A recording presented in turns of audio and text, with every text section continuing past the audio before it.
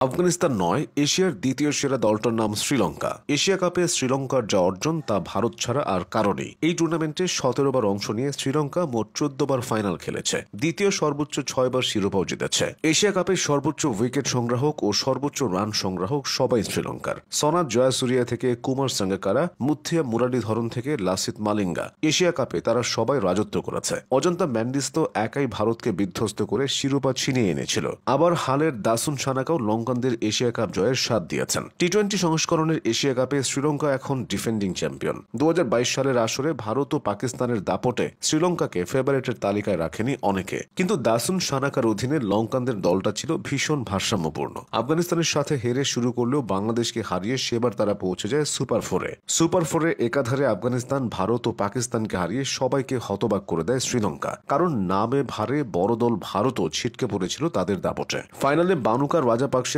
71 রানের হারনামানি ইনিংসে পাকিস্তানকে হারিয়ে নিজেদের ষষ্ঠ শিরোপা ঘরে তোলে শ্রীলঙ্কা। 2023 সালে এশিয়া কাপ শ্রীলঙ্কার জন্য দুঃস্বপ্ন হয়ে আছে শুধুমাত্র ফাইনাল ম্যাচটার জন্য। ফাইনালে ভারতের বিপক্ষে মাত্র 50 রানে অল আউট হওয়ার আগে সবকিছুই ছিল তাদের পক্ষে। 2016 সালে টি-20 সংস্করণের এশিয়া কাপ এবং 2018 সালের ওয়ানডে এশিয়া কাপে খুব একটা ভালো করতে পারেনি শ্রীলঙ্কা, কারণ তখন তাদের দলটা ভাঙা গড়ার মধ্য দিয়ে যাচ্ছিল। জয়াবর্ধনে ও সাঙ্গাকারা সহ বেশ কিছু তারকা অবসর নেওয়ার ধাক্কা এখনো কাটিয়ে উঠতে পারেনি লঙ্কানরা। 2014 সালটা শ্রীলঙ্কার জন্য স্বপ্নের মতো কেটেছিল।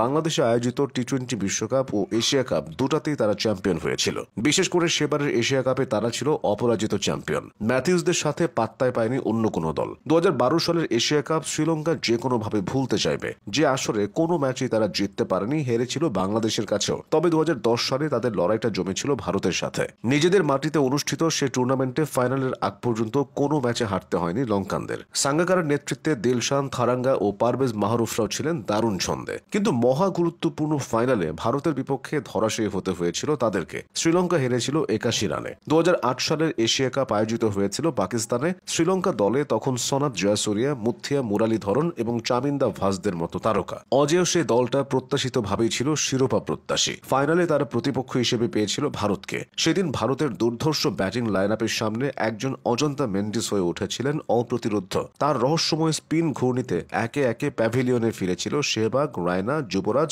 রোহিত ও ইরফান পাঠানরা। সে ম্যাচে মেন্ডিসের সংগৃহীত 6 উইকেটে ভর করে শ্রীলঙ্কা এশিয়া কাপে নিজেদের চতুর্থ শিরোপা জিতেছিল। 2004 সালের এশিয়া কাপেও ভারতকে হারিয়ে শিরোপার স্বাদ পেয়েছিল লঙ্কানরা। নিজেদের মাটিতে আয়োজিত হওয়ায় সে আসরটা লঙ্কান ভক্তদের জন্য ছিল স্পেশাল। 2000 সালে অনুষ্ঠিত এশিয়া কাপে ছুতেও ট্রফিটা ছোঁয়া হয়নি তাদের। সেবার ফাইনালে পাকিস্তানের কাছে তারা হেরেছিল মাত্র 39 রানে। 1997 সালে এশিয়ান ক্রিকেটের শ্রেষ্ঠত্বের মহারণ বসেছিল লঙ্কান দ্বীপে। অর্জুনা রানাতুঙ্গা ও মারাভান আতাপাত্তুরা তখন শ্রীলঙ্কান ক্রিকেটের সবচেয়ে বড় তারকায় গড়া সে দলটা শিরোপা জিততে কষ্ট করতে হয়নি। ফাইনালে তারা ভারতকে হারিয়েছিল 8 উইকেটে। আবার সংযুক্ত আরব আমিরাতে আয়োজিত 1995 সালে এশিয়া কাপের ফাইনালে তারা ভারতের কাছে হেরেছিল। 1990-91 সালের আসরেও ফাইনালে গিয়ে ভারতের বাধা টপকাতে পারেনি শ্রীলঙ্কা। 1988 সালে বাংলাদেশে আয়োজিত এশিয়া কাপেও শ্রীলঙ্কাকে হারিয়ে শিরোপা জিতেছিল ভারত। 1984 সালে শুরু হওয়া এশিয়া কাপের ট্রফি শ্রীলঙ্কা সর্বপ্রথম ঘরে তুলেছিল 1986 সালে। এভাবেই তারা মহাদেশীয় এই টুর্নামেন্টে রাজত্ব করেছে।